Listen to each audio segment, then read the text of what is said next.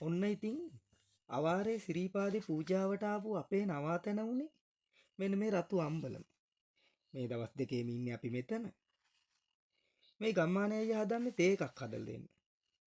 සීත ගඟුලේ ඉඳලා රතු අම්බල වෙනකම්ම පාර දෙපැත්ත සුද්ධ කරගෙන ආපු මෙයාලට හරිම මහන්සියිලු.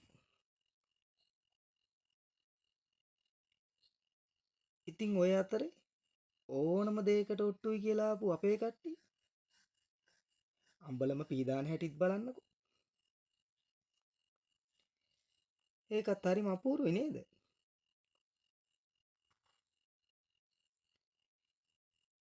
ඔන්න ඉතින් ඔය ටකරමට එහා පැත්තේ තියෙන පුංචි සිමෙන්ති බංකුව තමයි අද රෑට මගේ නිදා ගන්න තැන වෙන්නේ.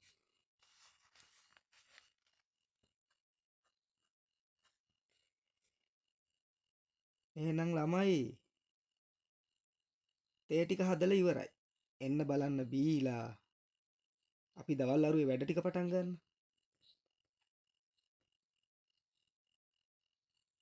මේ අපි දවල්ට කාපු විදිය.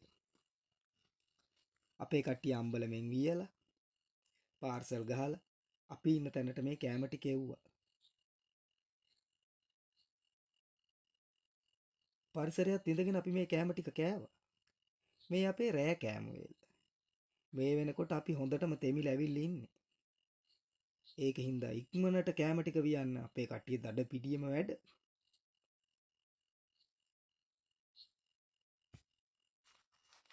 මේ හවස වැඩ කරන ගමන් තේ බිව්ව හැටි. අපි ඉතින් තනියෙන් තේ බිව්වේ නෑ. පාර යන කට්ටියටත් කතා කරලා දුන්නා. එයාලත් හරි සතුටෙන් පින් දීලා තේ බීලා ගියා. මේ ඉන්නේ දිකටු පානාරි. මේ අපේ දක්ෂකෝගියෝ රසට වියපු රසම රස කෑම ටික. බලන්නකෝ එයාලම හදලා එයාලම බෙදනවනේ.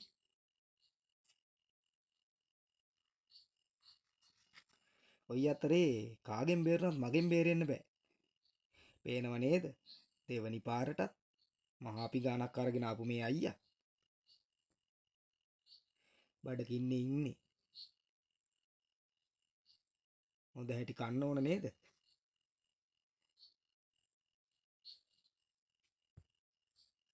හරිම සතුටෙන්, හරිම නිදහසේ, සැහැල්ලුවෙන් පරිසරය දිහා බලාගෙන අනිත් අයත් එමීට එමීට බත් ටික කනවා.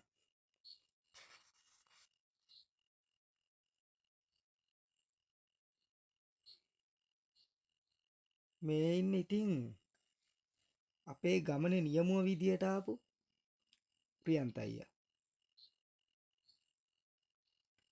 පේනවනේ අර පිගානේ හැටි. මේ අපිට උදේ පහට හම්බුණු ටී එක.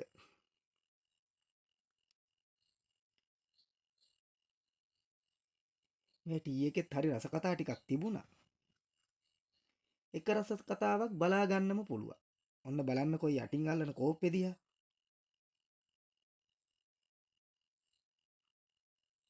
කෝප්පෙම පේන්නේ දෙක රස කතාවක් වෙලා කියලා.